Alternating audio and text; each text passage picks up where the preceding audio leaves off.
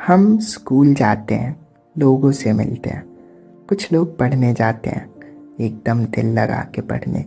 कुछ लोगों को किसी और चीज़ में इंटरेस्ट है और कुछ बस मस्ती करने जाते हैं।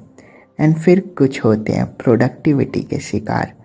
दे have addiction to be ahead of people their age, always trying to strive for something. Are you one of them? तो क्या आपने कभी सोचा है मे बी मुझे थोड़ा धीरे हो जाना चाहिए, मे बी अब थोड़ा रेस्ट लेना चाहिए, maybe you should slow down trying to make money as fast as early as possible, so आपको एंग्जाइटी फील ना हो उस अनसर्टेन फ्यूचर की।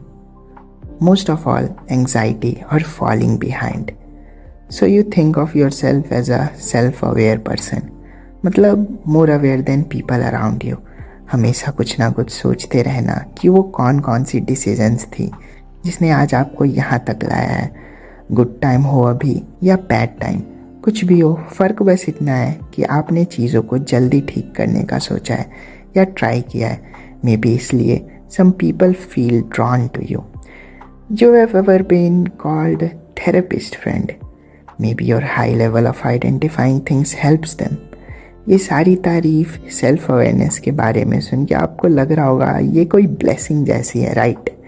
Well, it can be, but चीज़ें इतनी आसान नहीं होती। It could be a blessing जो आपकी लाइफ को ईजी और फुलफिलिंग बनाए, better than most people out there. और it could be a curse जो आपको खालीपन की ओर पुश करे constantly. And I assure you, most self aware people will say कि कर्स वाली बात ज़्यादा सूटेबल है उनके लिए, ना कि वो सारे तारीफ़ों के पुल जो बांधे मैंने स्टार्टिंग में अवेयरनेस के बारे में। आई एम श्योर आपने ऐसी चीज़ एक्सपीरियंस की होगी।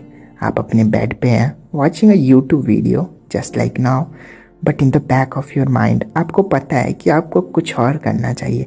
मे बी पढ़ाई, मे बी वर्क, जिम, कुछ भी। आप खुद को पटाने की कोशिश करते हैं कि मैं थोड़ा थका हुआ हूँ अभी, मे बी थोड़ी देर बाद।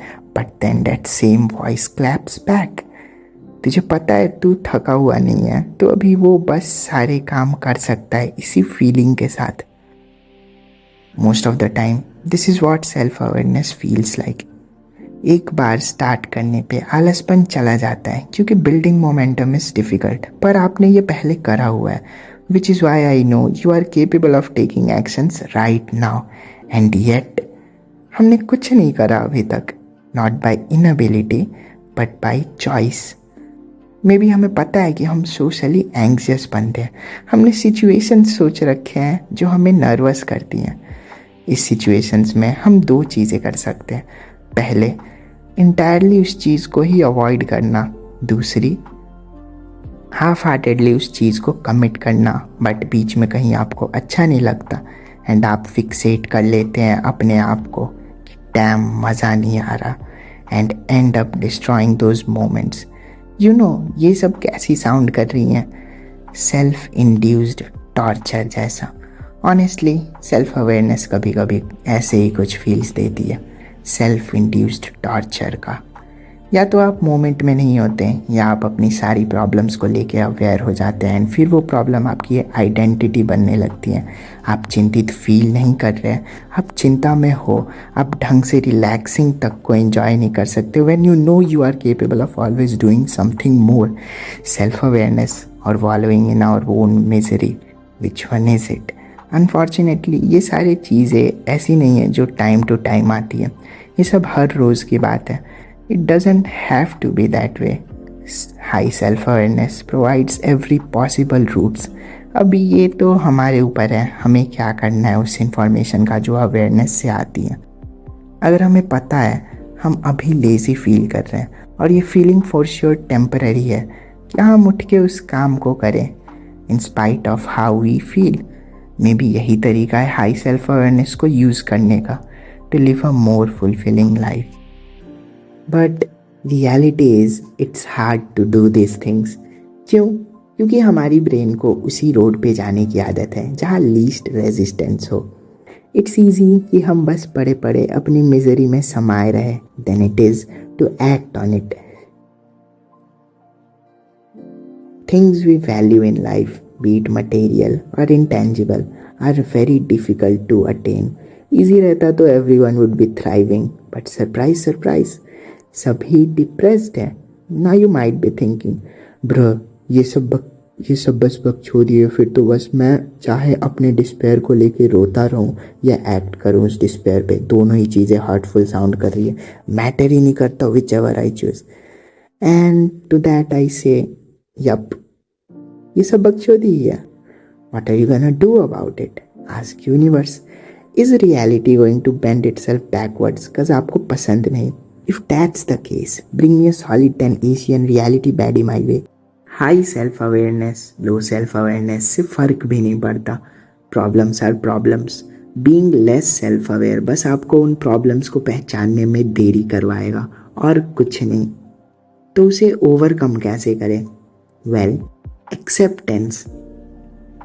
कॉर्नी टर्मिनोलॉजी में कहे तो it is what it is. Why? Remember earlier मैंने कहा था our brain follows the path of least resistance.